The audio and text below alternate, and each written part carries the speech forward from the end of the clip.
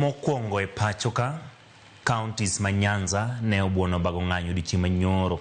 E ng'anyo mar apar rowere mana wito ngimagi e ng'anyo ma higa mokalo tarik 25 kendo kwedo teko mathoth ma apisas mag obila notiyo kuom jopiny na kaka Millicent Adhiambo leronwa.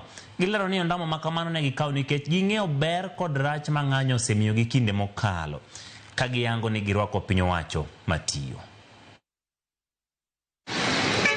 En historia mane ondiki e thuolo mokwongo e counties ma Nyanza, ahinya to Kaluo kochakore Kisumu, Siaya kod Migori, ma kuom kinde ong'e kod ng'anyo maratipo. Kata kamano odiochieng' manyoro, much ng'anyo ne ok omienje kata matin. To kata obedo ni Homa Bay, to picha no mako ng'anyo moro matin. Adieri en ni ok ne obage kaka ibage ga kinde ng'anyo mosekalo. Penjo maduong' koro en ni to nang'o?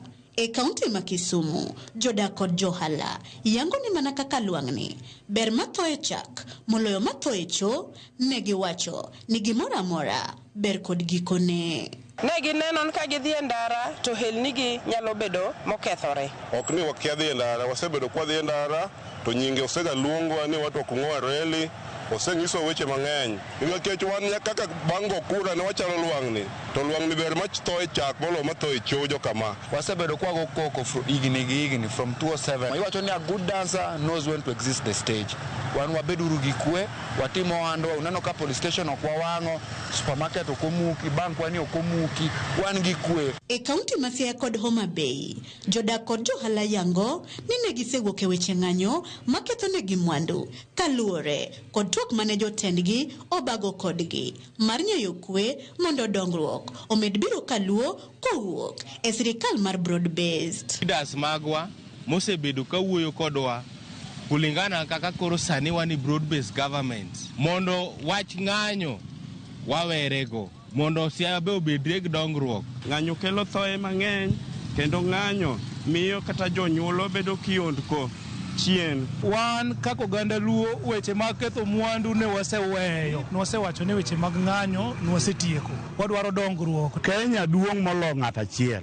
To piny manigi kwe nigi dongruok. Koro ka Raila dwaro nwa dongruok to gi kwe. Onge tiende mondo wadhi e ndara.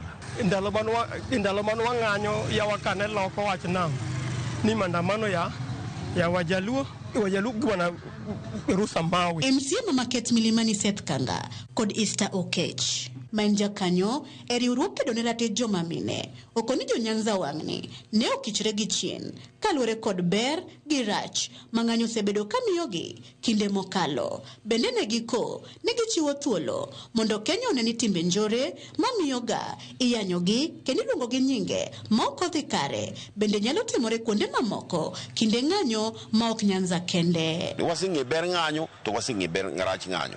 Omiyo pan joka nyanam nyonena nena kendgi maonge ng'amu nyiso ni kik ging'any. Wan wadwaro development. Ng'anyo ma wawacho gi opogre gi ma ji ne paro ni dhi timore.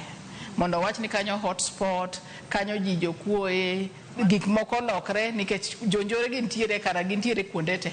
Ewi mago duto, kwayo gine sirikal en mane. Kisumu ka men ga mother of mandamano. To ne onge mandamano kata matin. Koro ada kwayo rais ni the few individuals madwa kelo koko akwaye ni implement kazi mtaani. Gini bro duoko weche mang'eny piny. Millicent Adhiambo, Ramogi TV.